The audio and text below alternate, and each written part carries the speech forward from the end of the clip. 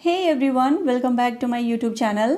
सो guys, आज की इस क्लास में मैं आपको डिड का पूरा कॉन्सेप्ट इतनी सिंपल लैंग्वेज में समझाने वाली हूँ कि आपके मन में डिड को लेकर जो भी कन्फ्यूज़न है वो क्लियर हो जाएगा। इतना ही नहीं, डिड का यूज़ था, थी, थे के सेंस में कब किया जाता है और इसका यूज़ यानी डिड का यूज़ कब, कहाँ और कैसे किया जाता है, ये सारी चीज़ें हम इसी क्लास में पढ़ने वाले हैं। तो चलिए बिना देरी के क्लास को स्टार्ट करते हैं। तो यहाँ आप सबसे पहले समझिए कि जब भी हम पास्ट के सेंटेंस बनाते हैं तो इसके लिए हम डिड, वॉज, वर और हैड इन तीनों को यूज़ करते हैं। लेकिन मैं आपको बता दूँ कि इन तीनों का सेंस जब भी हम सेंटेंस बनाते हैं ना तो अलग निकलता है।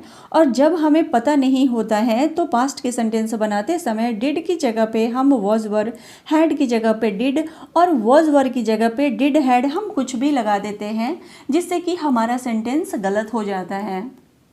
लेकिन आज के बाद आप लोगों के मन में डिड को लेकर कोई कन्फ्यूजन नहीं होगा, क्योंकि आज की क्लास में हम डिड को बहुत ही डिटेल में सीखने वाले हैं। तो चलिए सबसे पहले इसके स्ट्रक्चर को समझ लेते हैं। तो जब भी हम डिड के पॉजिटिव सेंटेंस बनाते हैं तो इसका स्ट्रक्चर होता है सब्जेक्ट प्लस वर्ब का second form plus object. Did का जो नेगेटिव सेंटेंस हम बनाते हैं उसका स्ट्रक्चर होता है subject plus did not plus verb का फर्स्ट फॉर्म प्लस ऑब्जेक्ट। और जब हम इसका क्वेश्चन बनाते हैं तो क्वेश्चन वाला स्ट्रक्चर होता है did plus subject plus verb का first form plus object. Clear है? तो चलिए आगे हम इन तीनों स्ट्रक्चर को एग्जाम्पल के साथ समझते हैं और डिड का यूज़ था, थी, थे के सेंस में कैसे किया जाता है उसे भी हम समझते हैं। तो वीडियो में एंड तक बने रहिएगा, ये क्लास आप लोगों के लिए बहुत ही मज़ेदार होने वाला है। तो चलिए शुरू करते हैं। तो सबसे पहले देखिए कि डिड का यूज़ था, थे, थी के सेंस में कैसे यूज़ होता है। सो देखिए, डिड का यूज़ हम सिंपल पास्ट टेंस में करते हैं। अब आपका सवाल होगा कि सिंपल पास्ट टेंस का मतलब क्या है। तो सिंपल पास्ट टेंस का मतलब है a single completed action in the past. इसका मतलब है कि कोई एक एक्शन यानी काम जो पास्ट में शुरू हुआ और पास्ट में ही ख़त्म हो गया, वहाँ पर हम डिड का यूज़ करते हैं।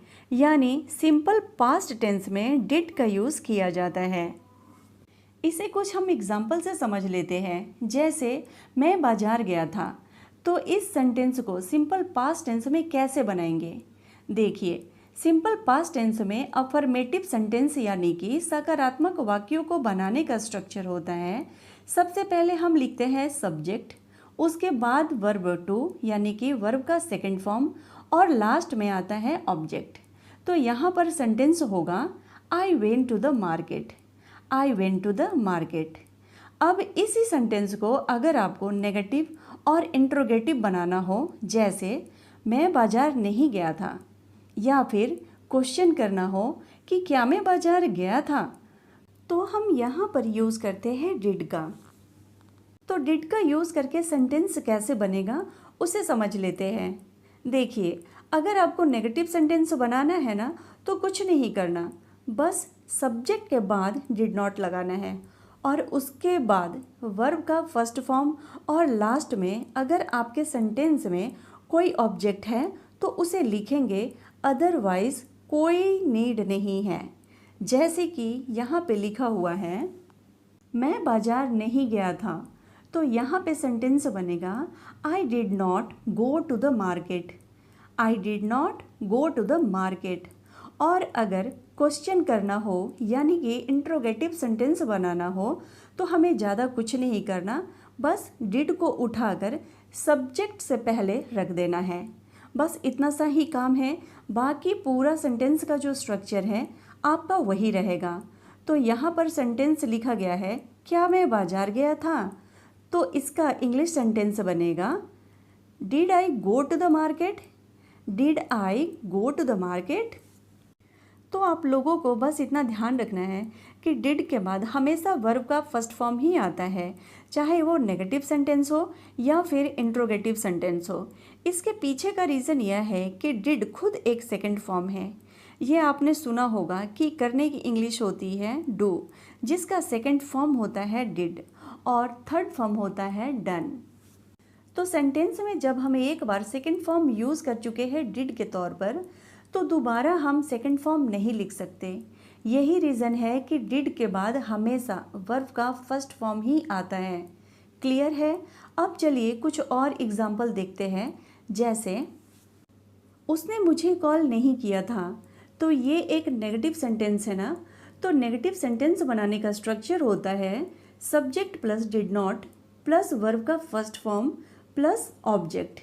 तो यहाँ सेंटेंस बनेगा ही did not call me, he did not call me.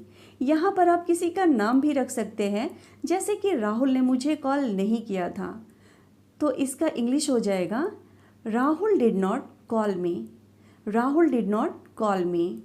इसी तरह से हमने फिल्म नहीं देखी थी, we did not watch a movie, we did not watch a movie. मैं कॉलेज नहीं गया था, I did not go to college, I did not go to college. क्या तुम वहाँ गए थे? अब ये एक इंट्रोगेटिव सेंटेंस है। आप यहाँ किसी से सवाल पूछ रहे हैं कि क्या तुम वहाँ गए थे। तो यहाँ पर डिड को सब्जेक्ट से पहले लिखेंगे, तो सेंटेंस होगा did you go there, did you go there. अब एक चीज़ समझिए कि यहाँ पे जितने भी सेंटेंस लिखे गए हैं ना, इन सभी के लास्ट में था, थे, थी आ रहा है। लेकिन ऐसा ज़रूरी नहीं है कि हम था, थे, थी ऐड करके ही बोलेंगे। जनरली हम ऐसा नहीं बोलते। हम अपने भाषा को आसान बनाने के लिए बोलते हैं उसने मुझे कॉल नहीं किया, he did not call me. हमने खाना नहीं खाया, we did not eat food. मैं उससे नहीं मिली, I did not meet him. तो सिंपल पास्ट टेंस के लास्ट में या, ये, ई, ए, आ इस तरह के वर्ड्स आते हैं। इसके बाद था, थे, थी ऐड करना ऑप्शनल है। आप ऐड करेंगे तो भी वो सिंपल पास्ट टेंस ही होगा, और नहीं ऐड करेंगे तो भी वो सिंपल पास्ट टेंस ही होगा। जैसे कि यहाँ पे देखिए, अगर मैं इन सभी सेंटेंसेस से था, थे, थी को हटा दूँ तो भी ये सारे के सारे सेंटेंस सिंपल पास्ट टेंस में ही होंगे, और इनका जो इंग्लिश सेंटेंस है ऐसे ही बनेंगे, इनमें कोई चेंजेस नहीं आएगा। और था, थे, थी ऐड करेंगे तो भी ये ऐसे ही रहेगा। तो चलिए हम एक और एग्जाम्पल को देख लेते हैं। जैसे मैं कल स्कूल गई थी, तो इसे आप इंग्लिश में बोलेंगे I went to school yesterday. लेकिन इसी सेंटेंस को अगर आपको नेगेटिव में बोलना हो तो कैसे बोलेंगे? मैं कल स्कूल नहीं गई थी, तो इसकी इंग्लिश होगी I did not go to school yesterday. इसे आप ऐसे भी बोल सकते हैं I didn't go to school yesterday. लेकिन अब इसी सेंटेंस को क्वेश्चन में फ्रेम करना हो तो आप कैसे बोलेंगे? क्या तुम कल स्कूल गई थी? तो इसकी इंग्लिश होगी did you go to school yesterday. So guys, ये थे आपके डिड के क्लास। तो दोस्तों, आई होप कि अब आप लोगों को क्लियर हो गया होगा कि डिड का यूज़ कब, कहाँ और कैसे किया जाता है। तो आज की क्लास आप लोगों को कैसी लगी मुझे कमेंट करके ज़रूर बताइएगा, और वीडियो अच्छी लगी हो तो इसे शेयर ज़रूर कर दीजिएगा। अब लास्ट के कुछ सेंटेंसेस आप लोगों के लिए। फर्स्ट है क्या उन्होंने तुम्हारी मदद की थी। सेकंड है क्या उसने खाना खाया था। थर्ड है क्या तुम स्कूल गए थे। इन तीनों का आंसर आपको कमेंट करके बताना है। तो इस वीडियो से आप लोगों ने कितना सीखा ये भी मुझे ज़रूर बताइएगा। Thank you for watching.